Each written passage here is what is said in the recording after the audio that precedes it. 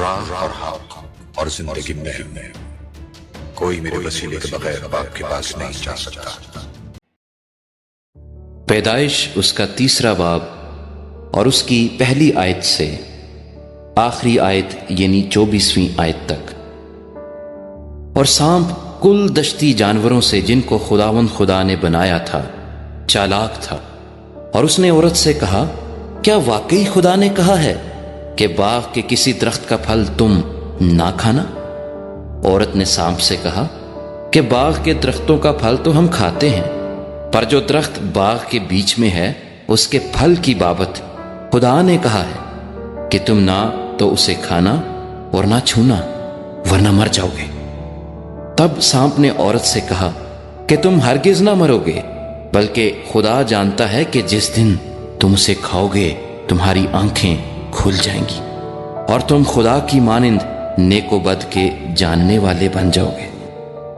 عورت نے جو دیکھا کہ وہ درخت کھانے کے لیے اچھا اور آنکھوں کو خوشنما معلوم ہوتا ہے اور عقل بخشنے کے لیے خوب ہے، تو اس کے پھل میں سے لیا اور کھایا اور اپنے شوہر کو بھی دیا، اور اس نے کھایا۔ تب دونوں کی آنکھیں کھل گئیں اور ان کو معلوم ہوا کہ وہ ننگے ہیں، اور انہوں نے انجیر کے پتوں کو سی کر اپنے لیے لنگیاں بنائیں، اور انہوں نے خداوند خدا کی آواز جو ٹھنڈے وقت باغ میں پھرتا تھا سنی، اور آدم اور اس کی بیوی نے آپ کو خداوند خدا کے حضور سے باغ کے درختوں میں چھپایا۔ تب خداوند خدا نے آدم کو پکارا اور اس سے کہا کہ تو کہاں ہے؟ اور اس نے کہا، میں نے باغ میں تیری آواز سنی اور میں ڈرا کیونکہ میں ننگا تھا اور میں نے اپنے آپ کو چھپایا۔ اس نے کہا، تجھے کس نے بتایا کہ تو ننگا ہے؟ کیا تو نے اس درخت کا پھل کھایا جس کی بابت میں نے تجھ کو حکم دیا تھا کہ اسے نہ کھانا؟ آدم نے کہا کہ جس عورت کو تو نے میرے ساتھ کیا ہے اس نے مجھے اس درخت کا پھل دیا اور میں نے کھایا۔ تب خداوند خدا نے عورت سے کہا کہ تو نے یہ کیا کیا؟ عورت نے کہا کہ سانپ نے مجھے بہکایا تو میں نے کھایا۔ اور خداوند خدا نے سانپ سے کہا، اس لیے کہ تو نے یہ کیا تو سب چوپایوں اور دشتی جانوروں میں ملعون ٹھہرا۔ تو اپنے پیٹ کے بل چلے گا اور اپنی عمر بھر خاک چاٹے گا، اور میں تیرے اور عورت کے درمیان اور تیری نسل اور عورت کی نسل کے درمیان عداوت ڈالوں گا، وہ تیرے سر کو کچلے گا اور تو اس کی ایڑی پر کاٹے گا۔